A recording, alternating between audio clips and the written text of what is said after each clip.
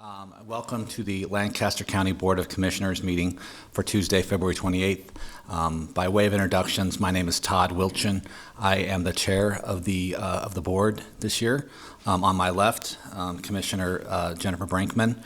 To my right, Vice Chair Commissioner Bill Avery. Both Commissioner Amundsen and Shore are out today, so it's just the three of us. From the County Attorney's Office, we have Mr. Dave Durbin. From the clerk's office, we have the clerk, Dan Nolte, and Kelly Lundgren. The chief administrative officer, who's not in the room right now, should be here momentarily, and his name is Carrie Egan. Would you please rise for the Pledge of Allegiance?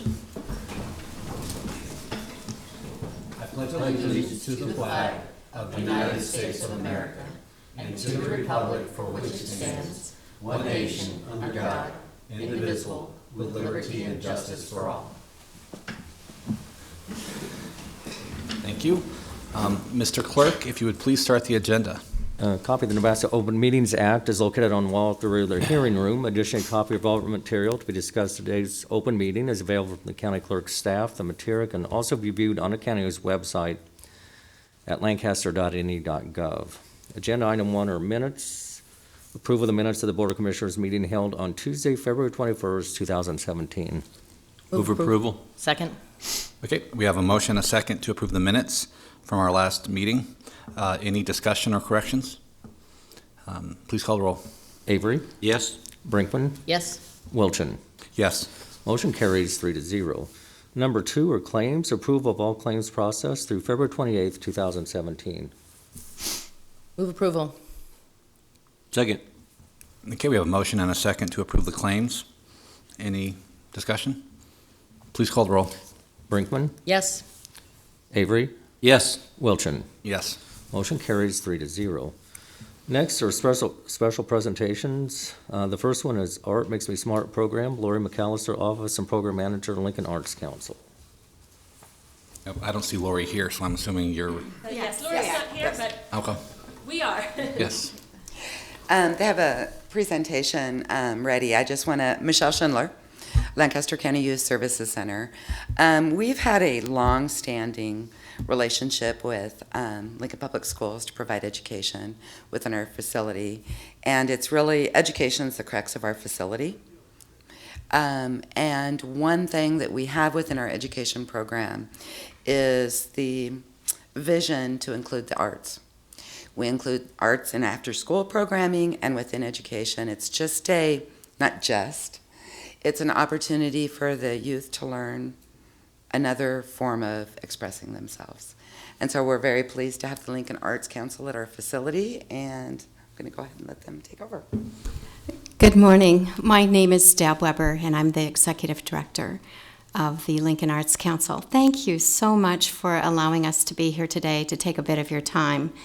We are so privileged to be working out at the Pathfinder program at the Juvenile Detention Center. Youth Center, whatever. Youth Center, yes. We are very privileged to be there. Our work started almost 2 years ago after we had decided that looking at research, it was a great idea to try to reach this population of community members. And so I wanted to let you know that all of the work that we have been doing is all funded by private foundations and donations. So it's a great way for us to help further our belief that the arts can help change lives. So today we're going to hear from Randy Farmer, who is the administrator at the program, and Nancy Conradi, who is our artist in residence that we hire to work there. And also Petra is here, and she is the person on the staff who is actually managing the project. We have some photos. Can we hand them out for you to just take a brief look as we're talking? You can actually can use put the, it- yeah, you you can put use them in if you want, so everybody can see. Oh, that'd be overhead great. projector, so the audience Super. can see. Thank you. Okay, Randy, thank you so much, Randy, by the way. There you go. Good morning. My name is Randy Farmer, and I'm the Lincoln Public Schools Administrator for the school program in the Lancaster County Youth Services Center. It's called the Pathfinder Program. We are a fully accredited program by the Nebraska Department of Education. Full educational services provided to kids from intake all the way to supporting their transition back, including special ed services. Our credits count just like credits from any other high school in the district. We have three main goals that we focus on with every youth that comes into the building, and the first is to inspire them to be lifelong learners. That's our number one goal. If we can get them excited about learning, they can go on with their lives and do positive things. We know that education is one of the most powerful influences on reducing recidivism, so that excitement about learning is number one. Second is looking at knowledge and skill gaps, and where can we fill in the knowledge and skill gaps that they might have from having missed periods of schooling during their issues that are going on. And the third one is credit recovery and setting a path toward graduation. And we want every young person to leave there knowing this is exactly what I need to do to get graduated. And the nice thing about being fully accredited is they earn credit for the time they're with us. Even if they can't complete an entire course, we have, through Rule 18 in the Department of Ed, the ability to provide some credit for the work that they did. And since many of our kids are credit deficient, that's a real bonus.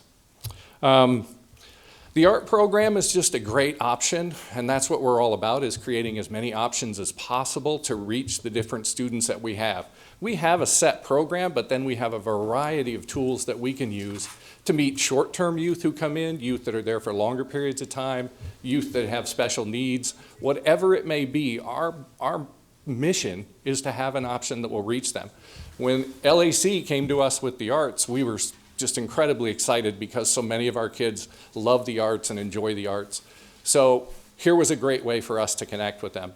The second thing we found was that a lot of our kids use this as a respite from the trauma that's going on in their life. When they're in the facility, there's some big issues going on. This is a nice respite for them. And we also found that this affects their thinking. When Nancy Conradi does such a wonderful job of presenting unique ways of looking at the world, looking at what work they do, looking and teaching about the history of art and the artists that are out there, it expands the boundaries of what our kids really think about. And there's so much value in that for this population of kids. So many of them have a really narrow focus on what's going on in the world. And so with professional teaching artists like her, this is just a great tool for us. So I would like to thank the Lincoln Arts Council, thank Nancy Conradi, thank all of you for hearing, thank Shelley for her support for what we do. And it is just a tremendous program. Thank you. Good morning, everyone. So I am Nancy Conradi, the teaching artist, and I was asked to share some anecdotes from our students because that is actually the best and generally the only way that we can evaluate the program, since the children don't stay long term. We can't follow them year after year for the results. Our program, as part of the school curriculum, means that every student in that pod is being exposed to creative thinking and expression. It is not just for the motivated who sign up for after-school enrichment. Our program attempts to connect with the students in a meaningful way at a very crucial time. We may not make a strong breakthrough with every student, but I have witnessed the smallest of moments become seeds of thought. The smallest of moments become a smile of pride that they will take with them. And maybe it will allow a spark of hope. Our program is developing distinct projects that reach across young adolescents to older teens, boys and girls with varying abilities, developmental challenges, and emotional injury. As part of the LPS curriculum, the projects address art fundamentals, principles of design, culture, art history, and creative expression. We have seen students who do not respond well in other classes be responsive and engaged in art. We have seen the dynamics of a stressed out, tense pod dissolve away during the making of art. We have students not just smiling with pride, but saying they like their work and want it to go with them. They have found value in something they have done. Each day of the program, there are new stories, new moments of success. These moments can and do change a kid's life, And if we can provide the art experience that fosters these moments, especially for these kids, we need to keep doing it. Some of you may be familiar with the story of John, who was featured in a short documentary presented at the Mayor's Arts Awards last summer. This was a young man who had completely cut himself off from the world around him and had to be assisted and encouraged to make the smallest of marks. By the end of the 6 weeks, he was bringing in outside material that related to the works of Picasso, an artist we were framing a project around. After the program, he expressed to the center an interest in photography and other creative work which the teachers provided. He moved on from the center and made a successful transition into a school program and did well. When I first worked with Jolene, she seemed like a hardened, streetwise kid, willing to participate in the projects but not invested. This slowly changed for her as she realized that her work was not being judged or compared. The environment was one where she could safely explore and create. In a project where the students are asked to make a quick pastel work inspired by music, she described her pieces as follows. The first was the feeling of a little girl dancing, free, happy, and joy of being a girl. The second, a journey, a dark path, feelings of being alone, but not frightened, with light and promise at the end. And the third she described as a nervous energy, uncertain but breaking free. Her final project was a poster themed around immigrants. Her poster was thoughtful and well done, and she spoke about it with passion and intelligence. At the end of the program, Jolene shared with us that, quote, being able to have art made a difference for her being at the center. It calmed her and made her feel good. Terrence's story happens around a project we did with cultural symbols. Persuading students away from the use of gang symbols can be very challenging. In this project, we offered them alternative symbols to identify with. Terrence created a composition using 3 different symbols and was proud to show it to me. He, however, did not recognize one of the symbols he chose. He just liked how it looked. When told it was a Mesoamerican symbol of a butterfly, his excitement momentarily deflated. When I explained that the butterfly was universally recognized as a symbol of transformation, he embraced it. He recited in the order the meanings of the symbols he had placed on his paper. They were peace, harmony, transformation. He then repeated them 3 times and exclaimed that this was his new mantra. He walked away, still reciting his newfound mantra, and proceeded to carefully create a construction paper matting. Terrence told us he would be moving soon from A-pod to C-pod, which was for lower offenders. At the time, we were only serving A and B pods. He was greatly disappointed that he would no longer be part of the program and said he would rather stay in A-pod. He said he hoped he could talk to someone about how much doing the art meant to him, and maybe they would keep him in A-pod. Zoe's first project was an etching based on Native American petroglyph symbols. She took a great deal of time choosing symbols of healing, friendship, and journey. Her drawing was timid. Images could not overlap, and she was uncertain where to place them. It seemed she was trying to create a narrative with her composition. She did several prints, but was not very motivated to explore color or technique. Watercolor was the next, and there she seemed to have more energy and excitement. But after creating a couple full-page washes, she suddenly was frustrated and unhappy. I tried to work with her, but she remained unhappy and critical of her work. I said to her that she was too hard on herself and needed to be more forgiving. This seemed to strike something in her. She then told me that she was tired of all the dark colors she was using, but didn't know how to create something bright. I gave her a brief lesson on color theory and mixing. After completing her first brightly colored piece, she remarked, "It feels good to be using these colors. I can have the dark colors behind me. This girl has had an abusive life, so putting away the dark colors or coming out into the light is a big step for her. The next project for Zoe was a mask. She knew straight out what she wanted to make, an angel. It was going to be, quote, an angel of light. One of the JDOs complimented her mask and said it would be something she could do with her son. She nodded and smiled. Zoe left soon after, taking her brightly colored paintings and her angel mask with her. I could go on and on with stories like this.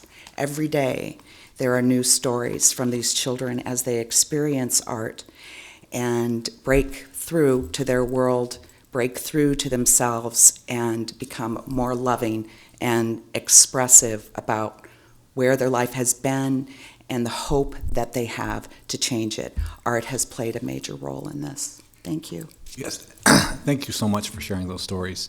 And I think they demonstrate the reason why the county board is very appreciative of the Lincoln Arts Council for providing the service to our youth, because it is, as Shelley can tell you, this population is very challenging, and so finding new ways to reach them is important. So thank you on behalf of the board.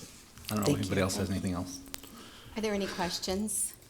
I don't think so. I think you covered everything. So Thank you, and thanks for your service. thank you. You did see some pictures of art, and I did want to let you know, and standing up here and looking around and seeing the lack of art in this room, we talked about when we have some leftover art, we'd like to share that with you guys if you'd be interested in posting some. We do have art from the Lux Center in juvenile court, so we'd love to help brighten up this room. Thanks, Shelley.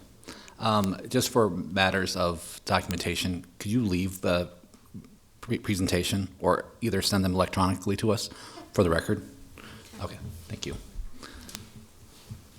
Next is the Commissioner's Award of Excellence presentations. The first one is the annual award winner for 2016, Dan Miller Corrections, in the category of Valor, and I'll read a little bit of background on the award here. The County Commissioner's Award of Excellence recognizes employees who consistently provide outstanding service and work that demonstrates exemplary personal commitment to Lancaster County. Employees may be nominated for the award based on the following criteria: safety, productivity, loss prevention, customer relations, or valor. Nominations are reviewed by the Commissioner's Award of Excellence Committee. The committee members are representatives of various bargaining units and classified employees. Committee members are Scott Gagner, Deborah Hafner, Todd Stiskell, Mike Hawley, Dave Chamberlain, and Manette Ganuki. If there are members of the Commissioner's Award of Excellence Committee present, will they please stand to be recognized? In 2016, Lancaster County had 867 regular employees. 8 county employees were honored with the 6-month awards. We were presented in 2016. Monthly winners received a plaque and a day off. Today, we are honoring an annual winner, and they will receive a plaque and 2 days off. This is for Dan Miller Corrections. Dan Miller works as an assistant maintenance and construction manager for corrections and began working for the county on January 3rd, 2011. He was nominated by Anthony Brockman, correctional officer, in the category of Valor.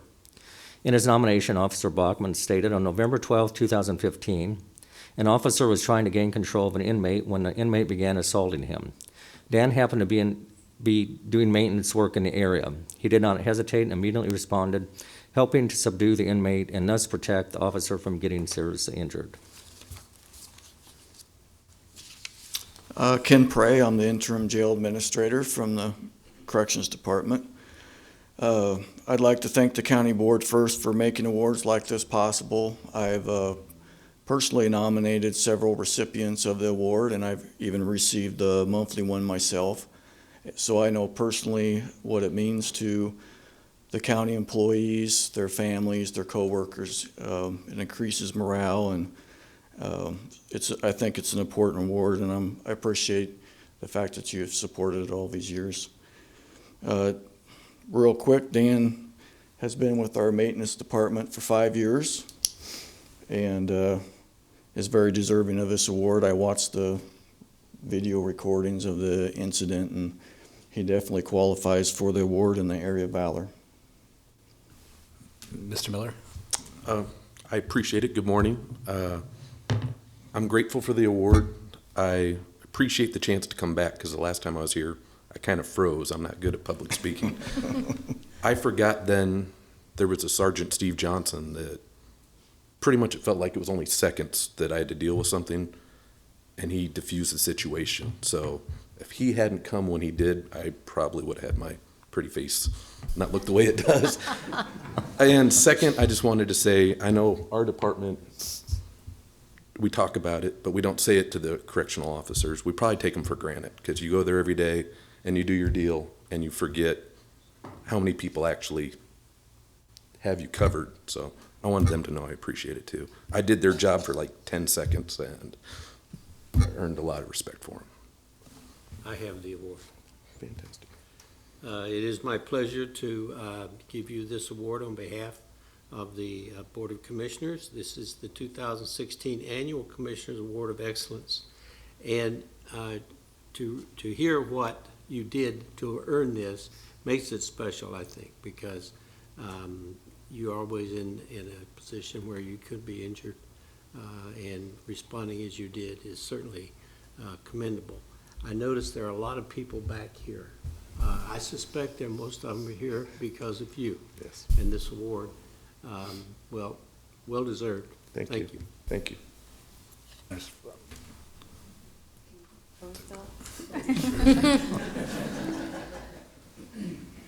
Thank you. Mr. Miller, is there anybody you'd like to introduce? My wife, Jessica, I way outkicked my coverage on her. My son, Maurizio, his girlfriend, Sarah, Connor, and my daughter, Emily. Well, that's great. Yes. Well, you are very deserving of this award, as Commissioner Avery mentioned. So, and again, I know this incident was very traumatic, and we really do appreciate you coming back. And I wouldn't say redeeming yourself, but you're more comfortable in front of a public audience now. So that's an improvement. So Thank you. cool. Anyone else? Round of applause. Yeah.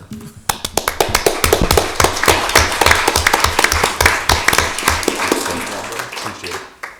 Thank you.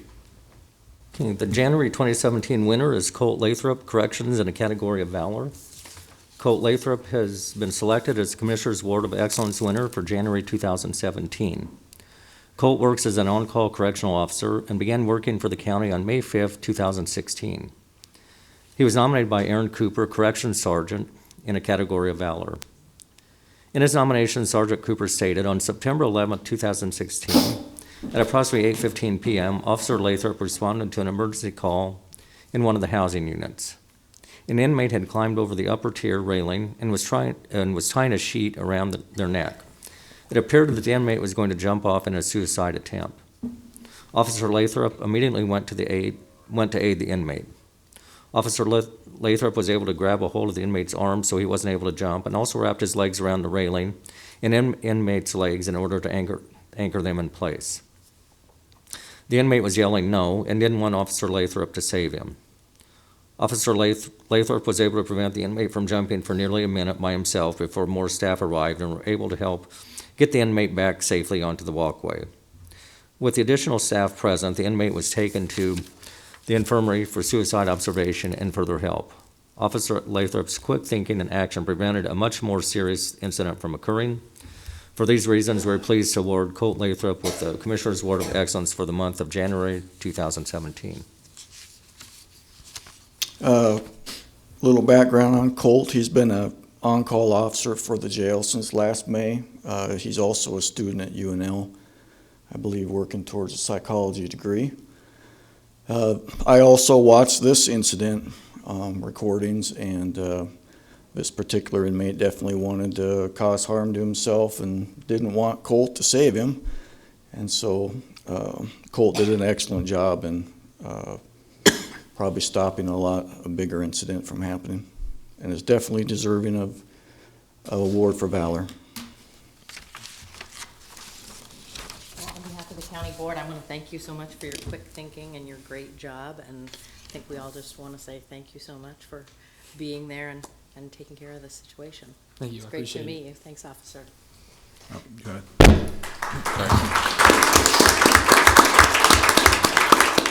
Lathrop, do you have anything? I wasn't aware I was supposed to prepare a speech or anything, but thank you, board, for this. This is a great honor, and I deeply appreciate it. And I want to also thank the crew that showed up. I mean, we have a great crew out there at the jail, and without them, from training to the officers that also assisted in that call, I mean, wouldn't have been able to do it without them, for sure. Do you have anyone in the audience that you'd like to introduce? Yeah, my girlfriend, Jackie Jensen. She's definitely in my front line of support system when I have good days and bad days from work. That's all I have to thank in the audience. I also want to thank my dad. He wasn't able to make it here because of work. He's definitely my inspiration to be a great man, and he taught me through hard work that's the only way. And then I also want to thank my mom. She just makes me want to make her proud every day. Well, thank you for your service. And obviously, as Mr. Prey indicated, you know, the incident that we're talking about could have ended very differently without your actions. So we very much appreciate your work and your colleagues out at the Correctional Center because, yeah, I know it's a thankless job, but it is very important to the county and its residents. So on behalf of them, thank you very much. Thank you.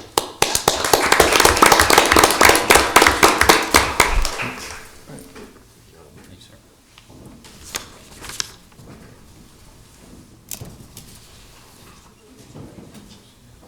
You really know how to clear a room, don't you?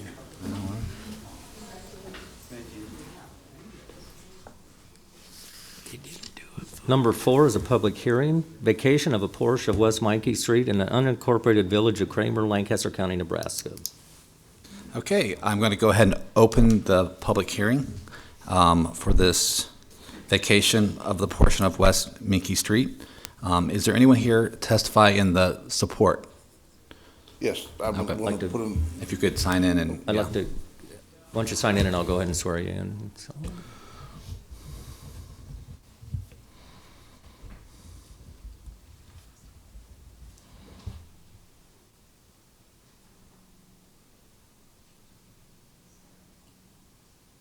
Can I get you to raise your right hand? Do you solemnly swear or affirm that the testimony you're about to give is the truth and nothing but the truth? I do. Could you please introduce yourself? Pardon? Introduce yourself. Oh, my name is Jeff Raddick. I put in the request to have the road abandoned. Okay. I've lived there over 20 years. There's been a chicken coop on it longer than that. It's not maintained by the county. It just runs into a pasture. It's grassed over. But it separates my property, which is 2 lots. I want to make it 1 lot so I can move the garage closer to the house. So, Okay, anything else, or? that's sure. Okay. Are there any questions from any of the board members? Okay, thank you. Anyone else here to testify in support? Mr. Schroeder, welcome. Do you solemnly swear or affirm that the testimony you're about to give is the truth and nothing but the truth? I do. Ken Schroeder, Lancaster County Engineering. This is a small portion of the dedicated road right-of-way that was platted in the unincorporated village of Kramer. It's basically a half a road right-of-way. It's not developed for road purposes. It wasn't graded, and it's being used by and maintained by the adjacent landowner, which is of the same ownership on both sides of that. It's this section right in here. We did a study of that. We don't, out of the streets that are platted in the town, probably half of them or more than half of them aren't developed. It's really not needed. We're in support of the vacation. We don't have any plans now or in the future to need that. So I guess we're in support of it and don't have any objections. Are there any questions for Mr. Schroeder? Thank you. Anyone else here to testify in support? How about anyone here to testify in opposition or in the neutral capacity? Okay, hearing none, I will close this public hearing.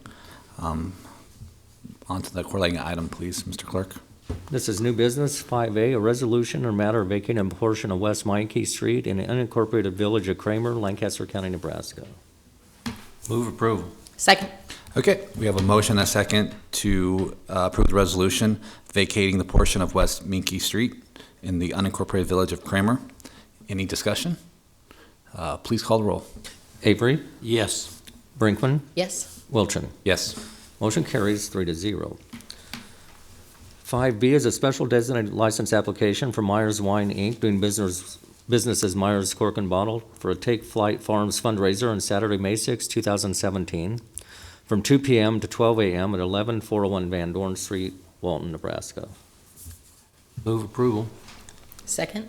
Okay, we have a motion and a second to approve the SDL from Myers Wine, Cork and Bottle. Any discussion? Please call the roll. Brinkman, Yes. Avery, Yes. Wilchin. Yes. Motion carries 3-0. C is an addendum to County Contract C-16-721, amending the Visitors Improvement Fund grant contract with the Lincoln Children's Museum to extend the completion date to March 31st, 2017. Good morning, Kerry Egan, Chief Administrative Officer. This contract was supposed to be done at the end of February. It's the 360 project where they're going to show a 360 view of the Children's Museum. It took them about an extra week to get it done, so they should have a final product sometime next week, so they just needed an extension. We figured just go through the end of March, so just a small extension. Okay. Any questions for Mr. Egan? Move approval. Second? Okay, we have a motion and a second to approve the addendum to the county contract with the Lincoln Children's Museum. Any discussion? Please call the roll. Brinkman, Yes. Avery, Yes.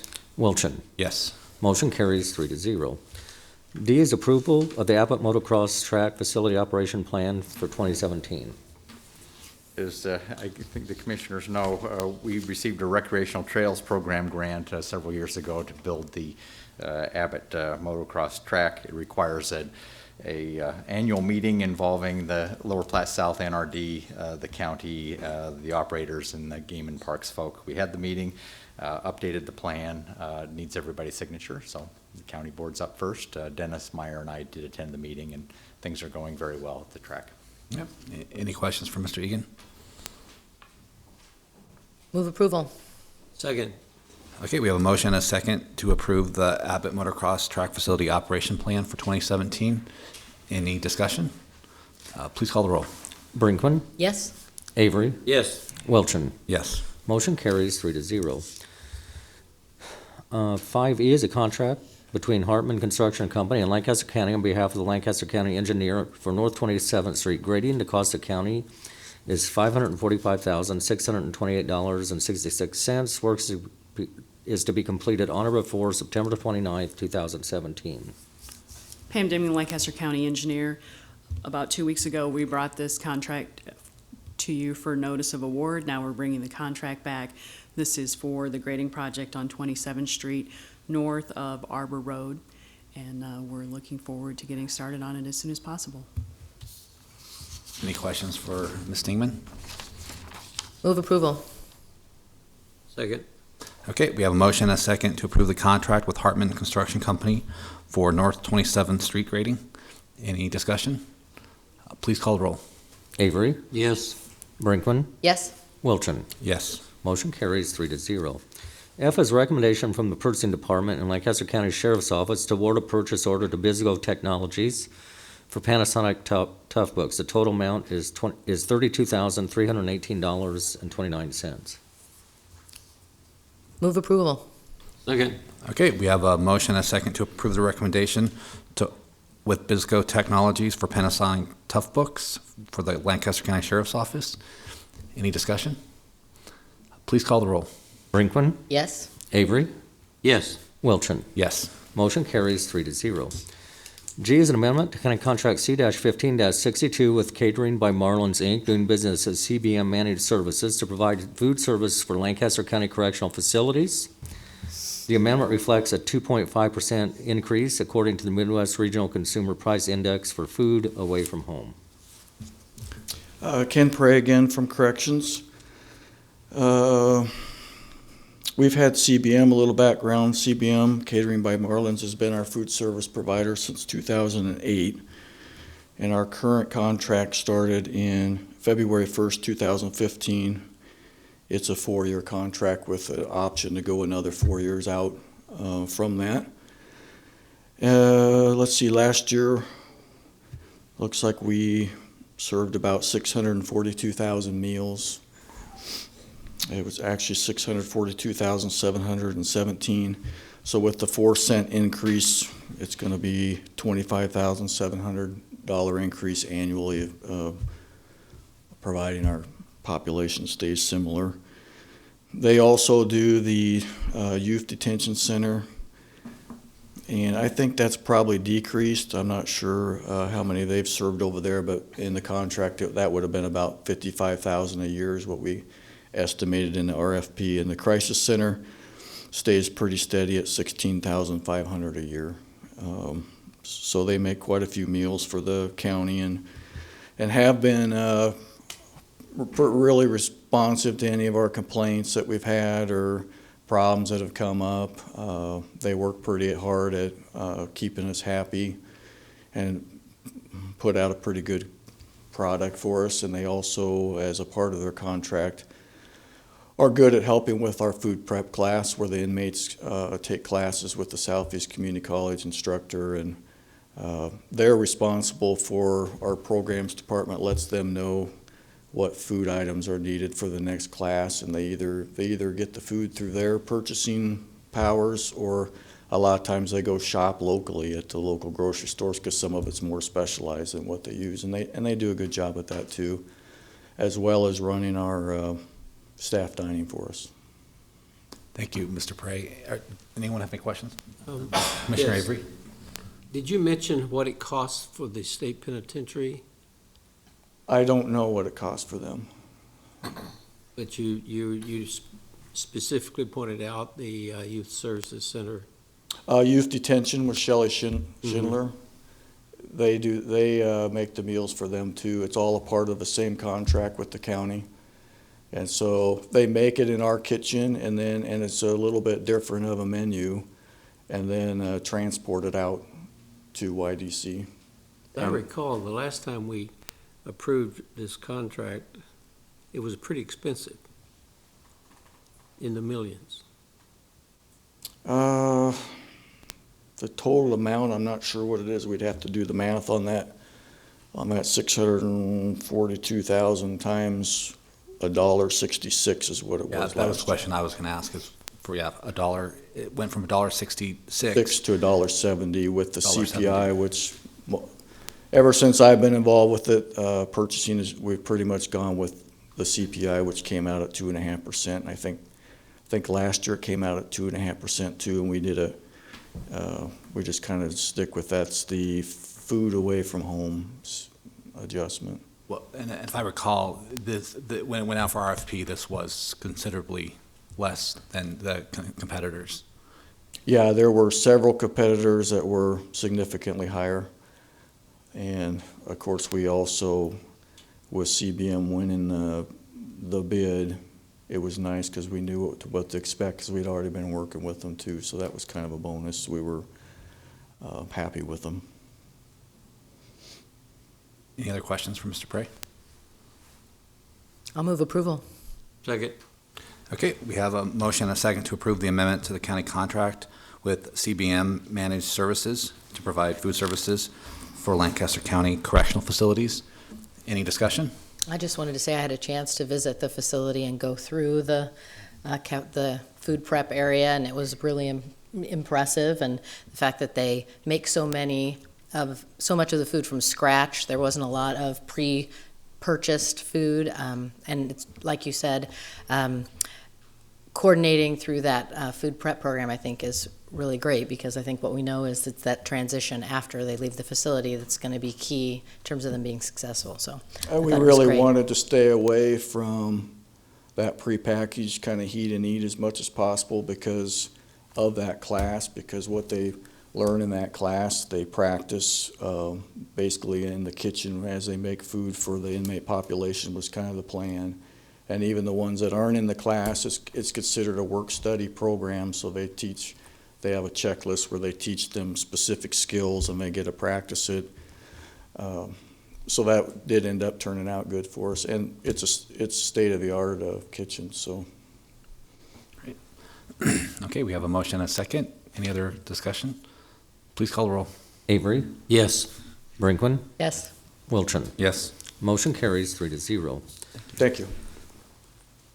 5H is an amendment to County Contract C-17-24 with Sapp Brothers Petroleum, Inc. to provide motor fuel. The amendment clarifies the product available in line item 5 of the vendor response. Move approval. Second. Okay, we have a motion and a second to approve the amendment to the county contract with Sapp Brothers Petroleum regarding motor fuel. Any discussion? Please call the roll. Brinkman, Yes. Avery, Yes. Wilchin. Yes. Motion carries 3-0. I is a grant contract with St. Monica's Behavioral Health Services for women in the amount of $133,500 from the Family Drug Court Track Grant. Term of the grant contract is October 1st, 2016 through September 30th, 2019. Good morning, Sarah Hoyt, Human Services Director for Lincoln, Lancaster County. This funding comes through a federal grant through the Office of Juvenile Justice and Delinquency Prevention through the Department of Justice. It's a 3-year grant that was awarded to our county. All match funding comes through in-kind match funding that's already in place. The match is specifically the juvenile court administrator, and then also we're collaborating with the state for Health and Human Services. Child Protective Service workers are also providing in-kind match for this particular grant. Judge Heidemann has been here before. This is the Family Drug Treatment Court that he oversees and is the presiding judge for. All of the families coming in have an open abuse and neglect docket. They're on the abuse and neglect docket. And so St. Monica's in this situation is providing services for those women coming into his court who need treatment, co-occurring disorders, mental health, behavioral health, and then also substance abuse. Specifically, the contract provides for Project Mother and Child program. That's where the infants and toddlers can stay with the mom during treatment while the mom receives treatment, and then it also provides for a supportive housing model afterwards. So when the mother successfully discharges from the program, she's able to have services wrapped around her in place to help her be successful. And then it also provides for intensive outpatient services for these women. This grant is a payer of last resort, meaning that first we try to draw down any federal Medicaid funding or any other type of state funding that will provide for these services before grant funding is used. So, any questions? For that information. Any questions for Ms. Hoyle? Move approval. Second. We have a motion and a second to approve the grant contract with St. Monica's Behavioral Health Services for Women. Any discussion? Please call the roll. Avery, Yes. Brinkman, Yes. Wilchin. Yes. Motion carries 3-0. Number 6 are consent items. Setting a public hearing on Tuesday, March 7th, 2017 at 9 a.m. in Room 112 of the County City Building regarding amending the county budget to increase appropriations for the general fund and the property management fund. Receive and place on file the Sheriff's Office report for January 2017. Permanent easement contracts with the following: Stephen and Sue Schulke, North 190th Street, Nalville Road, in the amount of $751.60. Gerald and Judy Barons, South 25th Street and Princeton Road, and there's a corrected amount here, it should be $586. And Gary and Susan Barons and Gerald and Judy Barons, South 25th Street and Princeton Road, in the amount of $730. Move approval. Second. Okay, we have a motion and a second to approve the consent items. Any discussion? Please call the roll. Avery, Yes. Brinkman, Yes. Wilchin. Yes. Motion carries 3-0. Number 7 is public comment. Those wishing to speak on items relating to county business not on agenda may do so at this time. Good morning, Mr. Aldridge. It's great to have you back with us this morning. You haven't forgotten who I am. No. So I don't have We to miss you, believe it or not. On behalf of, it's Gary good. Aldridge, Lincoln, Nebraska. A little housekeeping first. Commissioner Wilchin, you look good in that seat. I bet Roma Amundsen is happy to have someone else sitting there. Commissioner Brinkman, welcome to the board. I will let the other amigos explain to you the relationship I and the board have had for the last 3 years.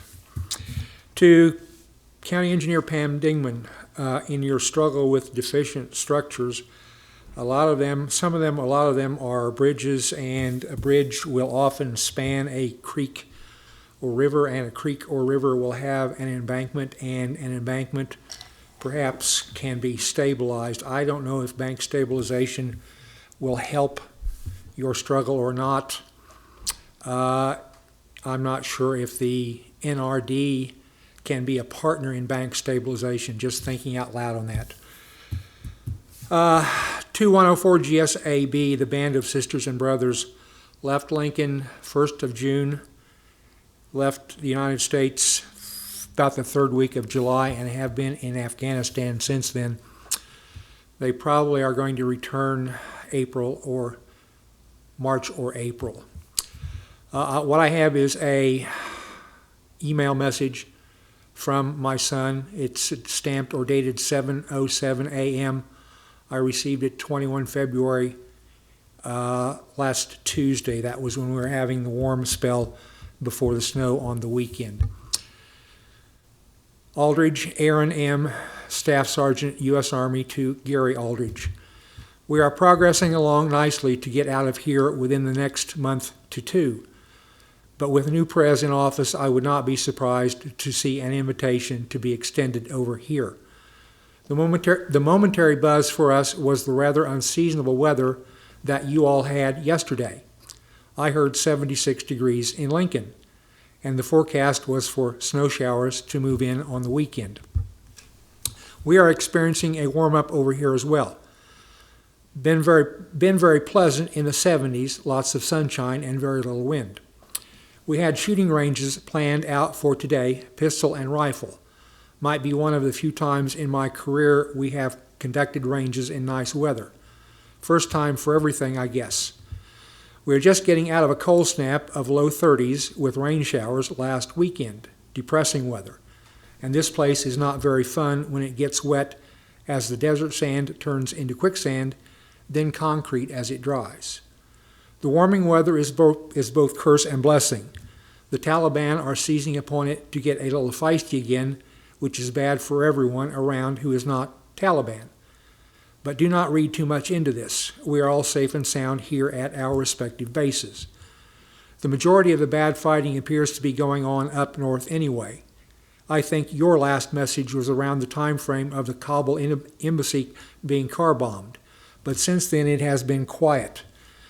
That in itself is both good and bad, because the Tali do not often sit idle and wait for another attack. They are always planning something. Our replacements will be en route to us soon, and we will begin showing them the lay of the land as best we can. Life continues on for us here. Be sure to cut the mail off to me within the next week. It will be doubtful if I will receive it or not. Staff Sergeant A.M. Aldridge, 1st Forward Medical Team, NCO, KAF Dustoff, TF Nightmare. The Army or military in its wisdom has assigned a task force name to these groups, and for the life of me, this is Task Force Nightmare. Figure that one out. Commissioner Brinkman. 1 minute. Thank you. My youngest son, Aaron, owns a home in the Belmont area on Bell Ridge Road, and I looked at the commission districts, and that's in Commission District 2, which I believe you represent. So my son is one of your constituents. Thank you, Mr. Aldridge, for the update on Staff Sergeant Aldridge. And again, we continue keeping him in our thoughts and prayers, and thank him for his service to his country. Anyone else? Public comment? Next is number 8, announcements. The Lancaster County Board of Commissioners will hold a staff meeting on Thursday, March 2nd, 2017 at 8:30 a.m. in the Bill Luxford studio of the County City Building. The Lancaster County Board of Commissioners will hold their next regular meeting on Tuesday, March 7th, 2017 at 9 a.m. in room 112 of the County City Building. The Lancaster County Board of the Lancaster County Board of Equalization will hold their next regular meeting on Tuesday, March 14, 2017, immediately following the Lancaster County Board of Commissioners meeting in room 112 of the County City Building. County Commissioners can be reached at 402-441-7447 or commish@lancaster.ne.gov. The Lancaster County Board of Commissioners meeting is broadcast live. It is rebroadcast on Tuesdays, Wednesdays, and Saturdays on 5 City TV, cable channel 5. In addition, the meeting may be viewed on the internet at lancaster.ne.gov under 5 City TV, video on demand, or 5 City TV on YouTube. I move that we adjourn. Second, Okay, we have a motion and a second to adjourn. Please call the roll. Brinkman, yes. Avery, Yes. Wilchin. Yes, Motion carries 3-0. that concludes the Lancaster County Board of Commissioners meeting.